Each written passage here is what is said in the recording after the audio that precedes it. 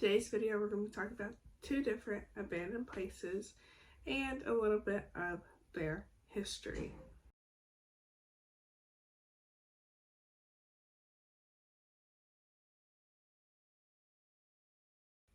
Hello everybody, welcome back to my channel. It's Morbid Gossip, where we talk about anything from true crime to mysteries to abandoned and haunted places and the history about them. To start off today's video, we're going to be starting all the way in Belgium at the Miranda Castle, or I can't pronounce that, but it basically translates in English Miranda Castle.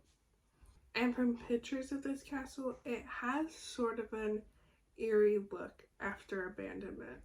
The castle was built around 1866. Around 1903, there was a clock tower built to this castle, and it actually stood over 100 feet tall. All the add-ons and sort of construction finished around 1907, so that's around 41 years worth of work in add-ons to this castle. And the people actually having this castle built were having it built as their summer residence, and were descendants of, I can't pronounce that and I don't want to mess it up, but they were descendants of that person.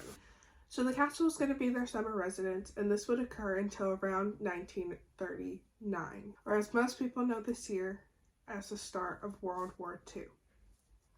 So in 1939, at the start of the war, German Nazis actually took control of the castle and the family moved out. This took place around to like the end of World War II, somewhere around that time. The castle is actually a part of a couple other battles as well. In 1950, the castle opened as an orphanage and a holiday camp. It was bought by the National Railway Company of Belgium. The holiday camp was sort of for the children of railway employees, and they were most of the time sick with some sort of illness when they were sent there. So it was supposed to be a place for kids to sort of play and have a holiday and just relax. But though they did have a strict schedule to follow, and they had a uniform to wear. Now, some people say that the kids were treated very poorly while the staff lived a luxurious lifestyle. This orphanage and holiday camp would take place until around 1991, when the castle became too expensive to take care of and they had to close both the orphanage and the camp. Later on, there was a fire that broke out that damaged a big part of the castle. So now that the castle was abandoned in 91, the castle just kind of sat and deteriorated for a while, and it kind of got sort of like eerier and eerier looking on the outside, and even some of the photos I found of the inside. Some people tried to find investors to take care of this property, but it was either too expensive or nobody really wanted to take care of it. Around 2014, there was another fire that broke out that damaged even more of the castle. So in 2016, it was set to be demolished. And around 2016-2017, the building was demolished.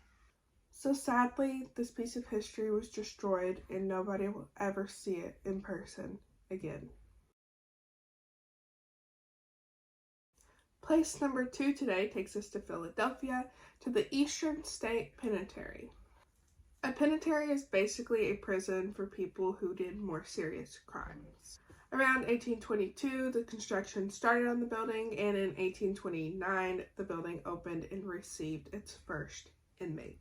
Though there was like add-ons throughout the history of this building. And actually not too long after opening, just a few years down the road, they had an escape inmate, though he was captured, but then escaped again just a few years later. And I'm pretty sure he was captured then too, but I cannot say whether he was or not because I don't know. The original building of the Eastern State Penitentiary was covering over 11 acres. So this building costed around $780,000. Now, I'm not exactly sure how much this would be in today's money or if this was calculated into today's money. In 1 year, they had over 10,000 people tour this building. This building actually housed females and males, but this would only take place in... This building was built to only hold around 250 people, though it ended up holding over 1,000. So to say this building was crowded was an understatement. In 1945, 12 people dug an escape tunnel and ended up escaping from the prison, though most of them were captured and sentenced to more time. This building's history is insane. That's why we're only covering some of it. And it even housed some pretty serious and famous criminals for its time. In the late 1950s, the building was actually certified as historic property. The place had riots, escapes, murders, and even intentional unalivement. And tons of other dangerous activity occurred. In 1971, the building went abandoned. It was just left to rot until later when people started to use it as tours for the historic building. And these tours are still happening. You can schedule a tour and they do all kinds of stuff to show you this building. Some people even say that this building is severely haunted and probably one of the most paranormal places they've been to.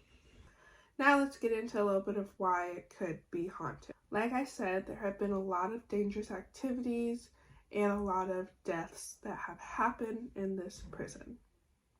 So it kind of seems like a mixed with anger and, overcrowding and death, that this would be a place hauntings would occur.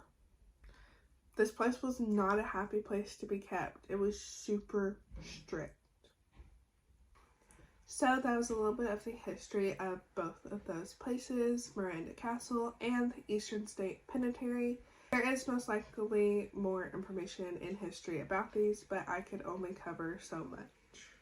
If you have any additional information you want to add on to either one of these abandoned places, then comment down below. And if you have any other true crime, mysteries, abandoned or haunted places that you'd like me to talk about, just leave me a comment down below. I hope you enjoyed the video and you have an amazing day.